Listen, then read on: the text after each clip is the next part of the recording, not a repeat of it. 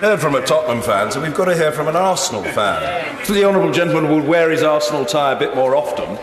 They obviously don't take I'm not quite sure which football team the honourable gentleman supports. Oh, well, in that case, he's always a model of good behaviour. Always a model of good behaviour.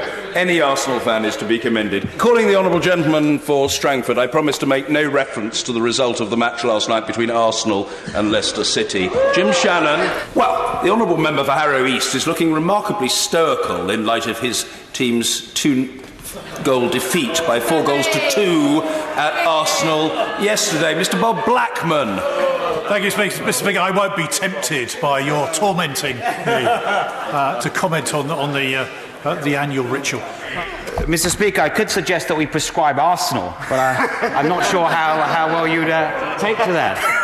In noticing the honourable gentleman member for Elmet and Rothwell, I note with approval that the bright shirt he's wearing is more reminiscent of Arsenal than of West Ham. Mr. Alex Shelbrook. Well, thank you for that endorsement, Mr. Speaker.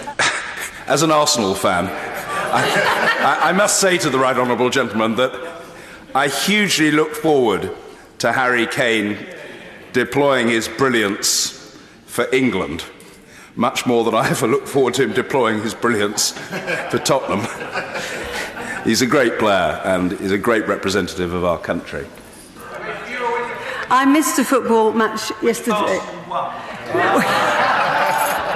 May I just actually take this opportunity, Mr. Speaker, to congratulate Manchester United Football Club, who have finally dragged themselves into the 21st century and announced that they will be having a women's football team. Oh, they're light years behind Arsenal.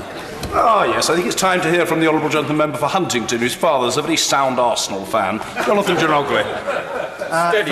Thank you, Mr. Speaker. Actually, he wishes to take me to Nottingham Forest, but there you are. Rebecca Powell. Thank you, Mr. Speaker. And Mr. Speaker, I'm not sure whether you're a football fan, but oh yes, you are. You are. I do know that.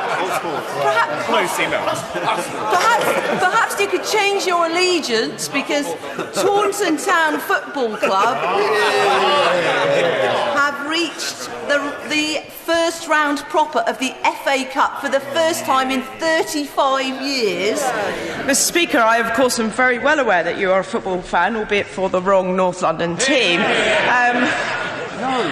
I will, of course, be very delighted to join my honourable friend with praising Taunton Football Club for their progress in the FA Cup, and I wish them all the best. Yes, I hope I enjoy Sunday lunchtime more than the honourable lady does. I am, of course, I say to the honourable lady, a fanatical Arsenal fan. Jill Furness. Order. Just before the Leader of the House responds, can I say to the Chair of the Backbench Business Committee that I was cheering for Newcastle on Sunday, and how magnificent it was to see them beat Tottenham 5-1, therefore ensuring that Arsenal finished above Tottenham on the last day of the season. Well, Mr. Speaker, I think you've just made yourself enormously popular with a large part of North London and enormously unpopular with another part of North London. But then I suspect you knew that anyway. As a Tottenham fan, I still find it very difficult to talk about Coventry positively, still suffering a broken heart from the 1987 FA Cup. As an Arsenal fan, I find it not difficult, but quite impossible to talk positively at any time about Tottenham. Mr. Bob Blackman. I was there in 1987, Mr. Speaker. On the